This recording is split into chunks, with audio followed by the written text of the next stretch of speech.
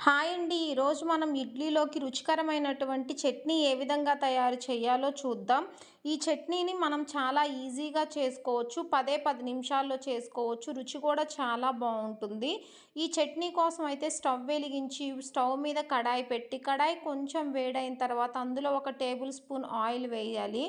Oil కొంచెం వేడైన తర్వాత ఇందులో ఒక కప్పు పల్లీలు వేసుకోవాలండి. పల్లీలనేవి మీకు ఏ కప్పు సైజుతో కావాలో చూసి ఆ కప్పు సైజుతో పల్లీలు వేసుకోవాలి. ఈ పల్లీలతో పాటుగా కారానికి తగినటువంటి పచ్చిమిర్చి కూడా వెయ్యాలి.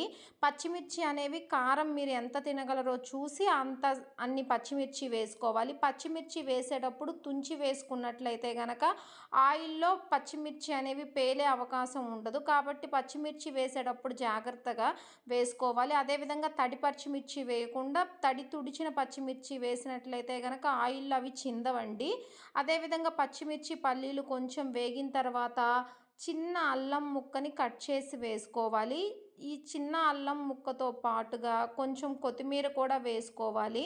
కొత్తిమీర, అల్లం, పచ్చిమిర్చి, పల్లీలు ఇవన్నీ గూడా వేగిన తర్వాత స్టవ్ ఆఫ్ చేసేసి పక్కన పెట్టుకోవాలి.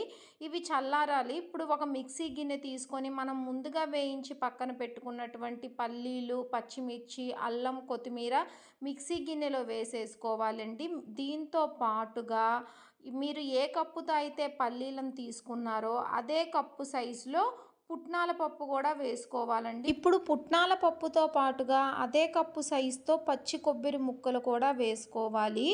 పచ్చి కొబ్బరి ముక్కలు, పుట్నాల పప్పుతో పాటుగా ఒక చిన్న రెబ్బ చింతపండు కూడా వేసుకోవాలి. ఇక రుచికి సరిపడినంత ఉప్పు కూడా వేసేసి ఒకసారి ఈ మొత్తాన్ని కూడా గ్రైండ్ చేసేసుకోవాలి. తరువాత ఇందులో ఈ విధంగా మెత్తగా గ్రైండ్ అయిన తర్వాత ఇందులోనే ఒక హాఫ్ గ్లాస్ వాటర్ పోసుకోవాలి. ఇప్పుడే ఎక్కువ వాటర్ పోయొద్దు. ఒక అర గ్లాస్ వాటర్ పోసేసుకొని ఈ మిశ్రమాన్ని మరొకసారి మిక్సీ వేసుకోవాలండి. పల్లీలు, పుట్నాల పప్పు, కొబ్బరి సమానంగా తీసుకుంటేనే చట్నీ టేస్ట్ అనేది చాలా బావుంటుంది.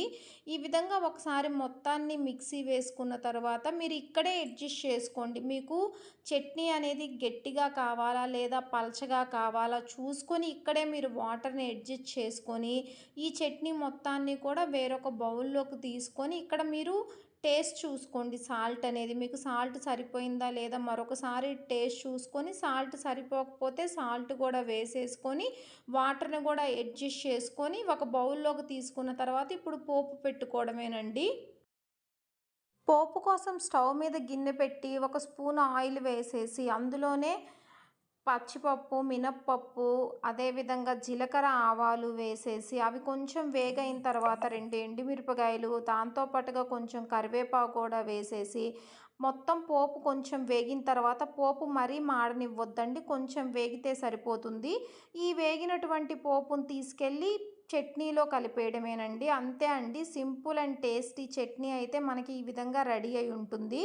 ఈ చట్నీ గట్టి చట్నీ కంటే కూడా పల్చగా ఉంటేనే బావుంటుందండి. ఇడ్లీలో తినడానికైతే గనక ఇది పల్చగా ఉంటే గనక చాలా రుచిగా ఉంటుంది. మీరు కూడా ఒకసారి ఈ చట్నీని ట్రై చేయండి. ఈ వీడియో మీకు నచ్చినట్లయితే కనుక లైక్ చేయండి, షేర్ చేయండి. అదేవిధంగా ఛానల్‌ని సబ్స్క్రైబ్ కూడా చేసుకోండి. ఛానల్‌ని సబ్స్క్రైబ్ చేసుకోవడం వల్ల మీరు ఇంకా వెరైటీ వంటలనేవి ఈ ఛానల్‌లో చూడొచ్చు. అదేవిధంగా చట్నీలనేవి మన ఛానల్‌లో రకరకాలున్నాయండి టిఫిన్స్‌లోకి. ప్రీవియస్ వీడియోలో వెరైటీ చట్నీలు కూడా ఉన్నాయి. ఒకసారి ప్రీవియస్ వీడియోస్ వాచ్